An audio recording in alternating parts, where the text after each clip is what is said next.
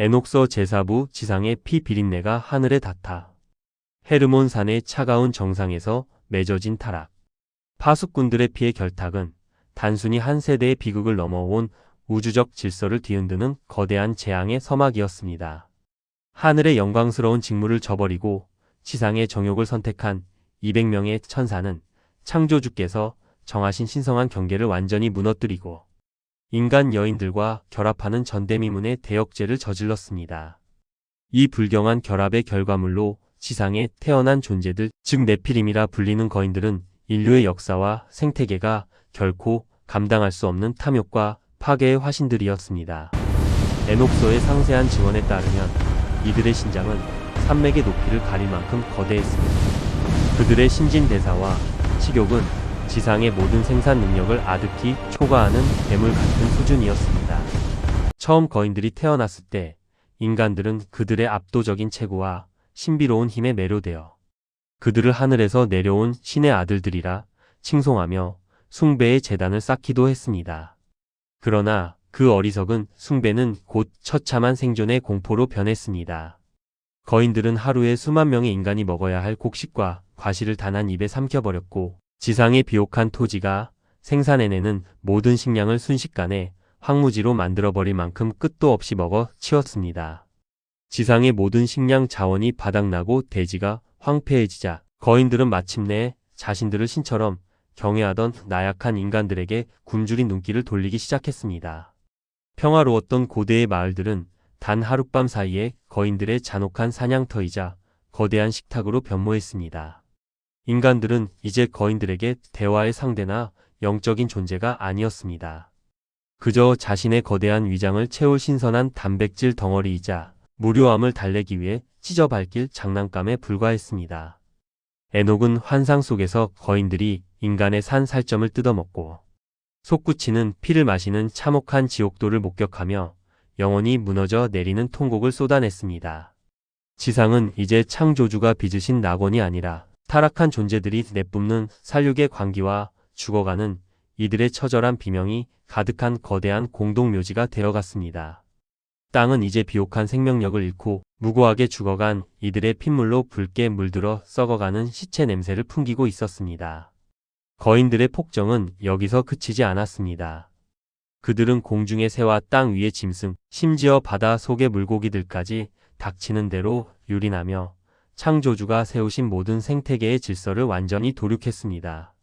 굶주림이 극에 달하자 그들은 심지어 동족인 거인들끼리 서로의 목을 물어뜯고 살점을 나누어 먹는 극한의 악마적 변태성까지 드러냈습니다.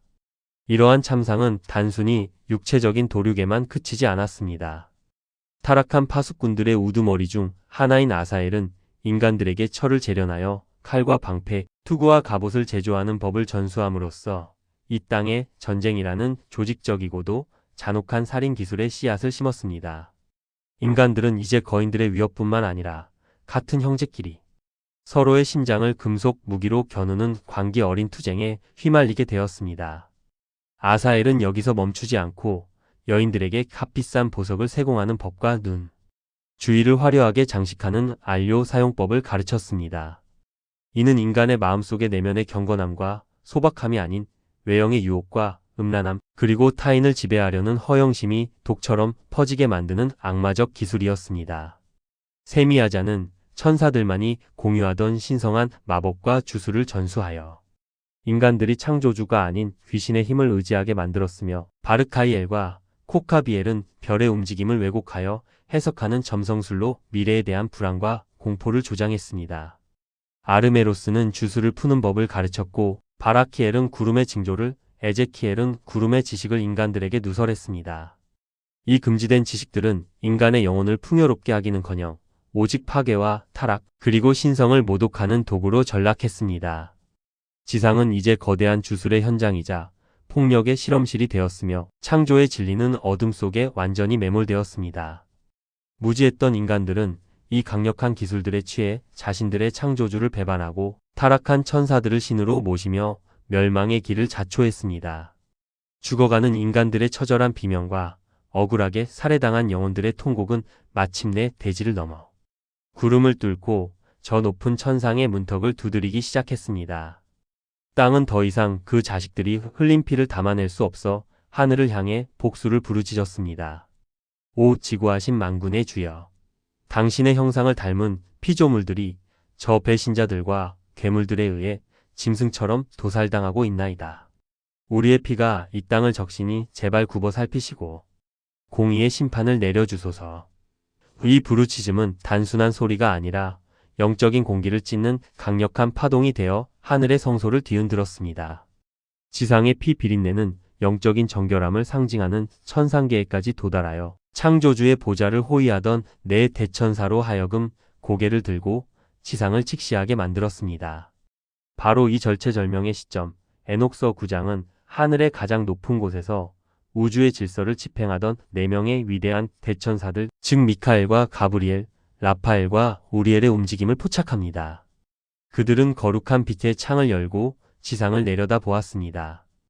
대천사들의 눈에 비친 지구는 하나님이 손수 빚으신 아름다운 보석이 아니라 타락한 파수꾼들이 뿌린 죄악의 독소가 암세포처럼 퍼져온 생명을 질식시키는 암흑지대 그 자체였습니다. 그들은 아사엘의 대장간에서 뿜어져 나오는 시커먼 연기와 거인들이 무고한 인간들을 찢어 발기는 참혹한 현장을 목격하며 신성한 비통함에 잠겼습니다.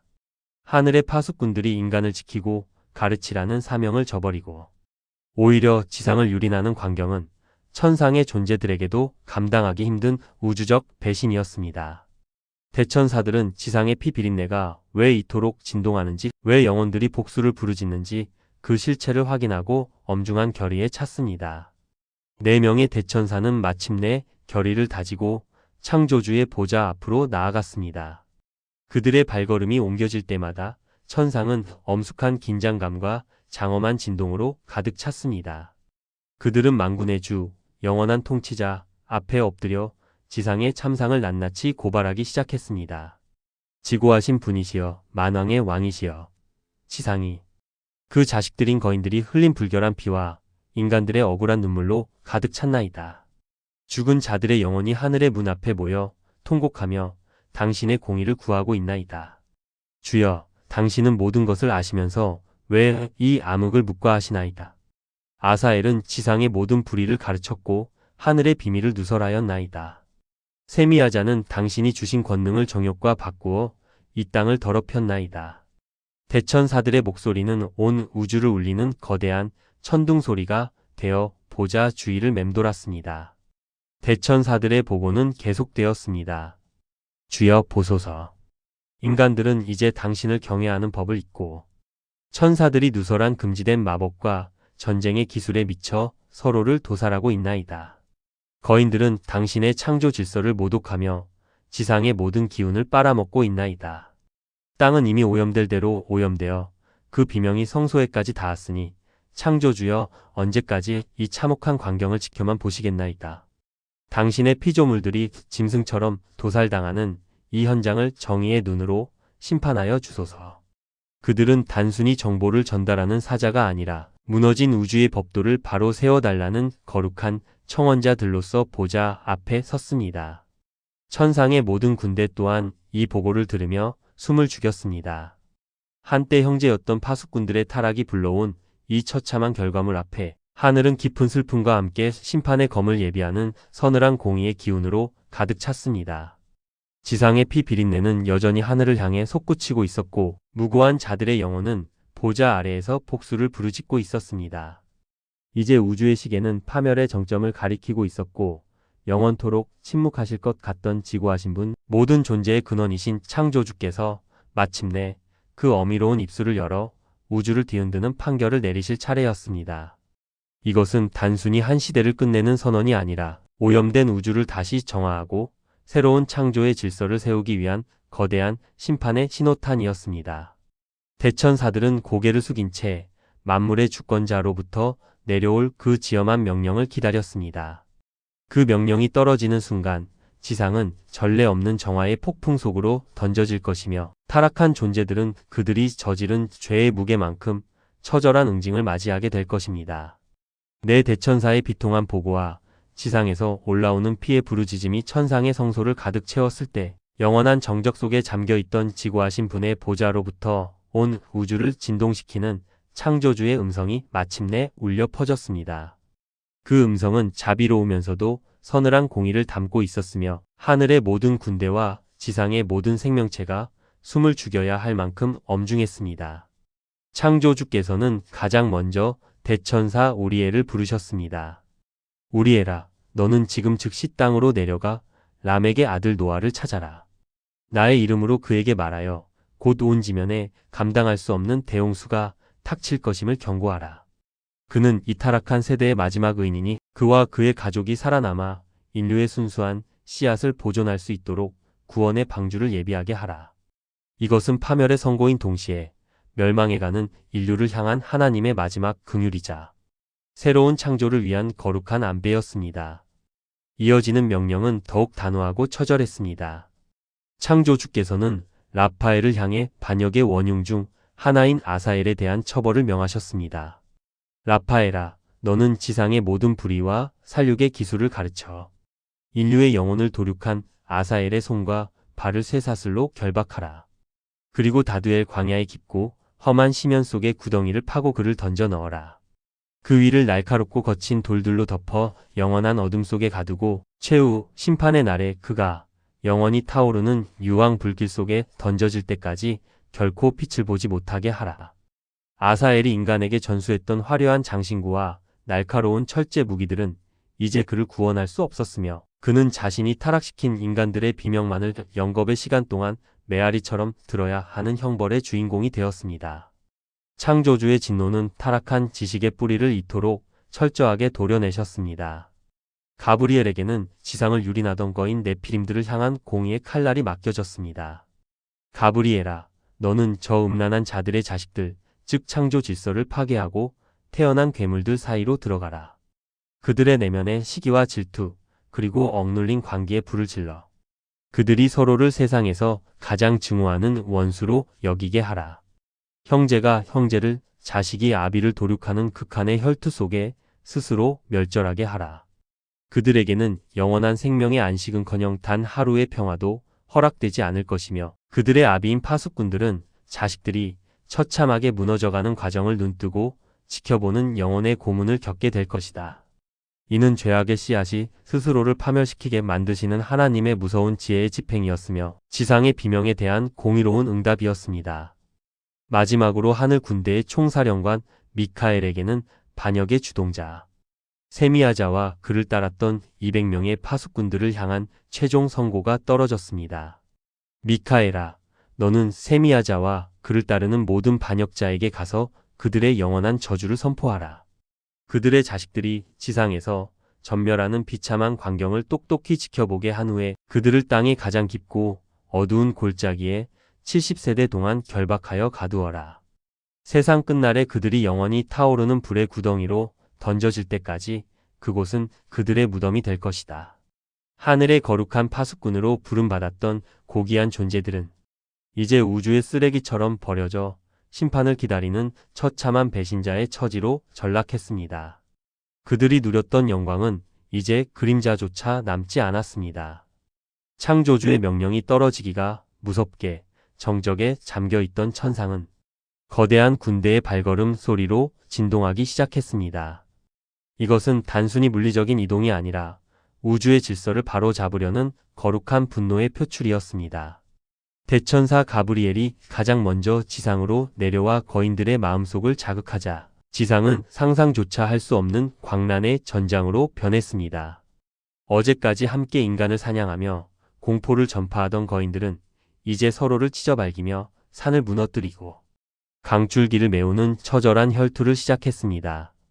거인들의 거구에서 흘러나온 검고 불결한 피는 계곡을 따라 강물이 되어 흘렀고 그들이 비명을 지르며 쓰러질 때마다 지각이 변동하여 거대한 구덩이가 생겨났습니다.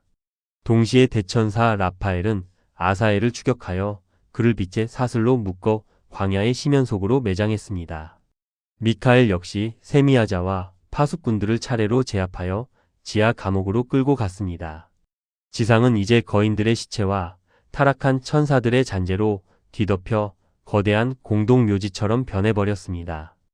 에녹은 환상 속에서 하늘의 문이 다시 열리고 거대한 구름 기둥이 지상을 향해 몰려오는 것을 보았습니다.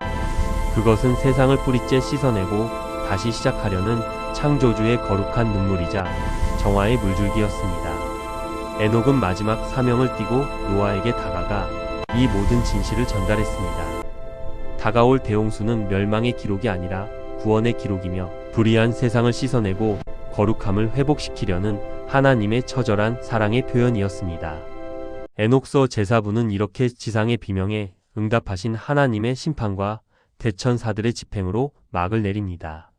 이는 오늘날 우리에게도 엄중한 경고를 던집니다. 악이 승리하는 것처럼 보이는 순간에도 하늘의 보고는 차곡차곡 쌓이고 있으며 때가 이르면 하나님께서는 반드시 세상을 바로잡으실 것입니다.